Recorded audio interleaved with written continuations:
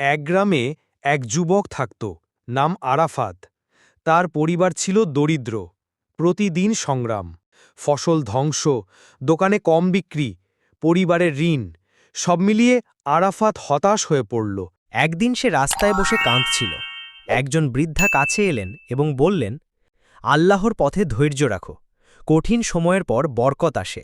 আরাফাত ঠিক করল, যতই কষ্ট হোক তাওবা এবং দোয়ার সাহায্যে চলবে। প্রতিদিন সকালে দোয়া করত, হে আল্লাহ, আমাকে ধৈর্য দাও, আমাকে সঠিক পথে চলার শক্তি দাও। দিন যায়, দোকানের বিক্রি বেড়ে গেল, ঋণ শোধ হল, ছোট ভাই বোনদের পড়াশোনা সম্ভব হল।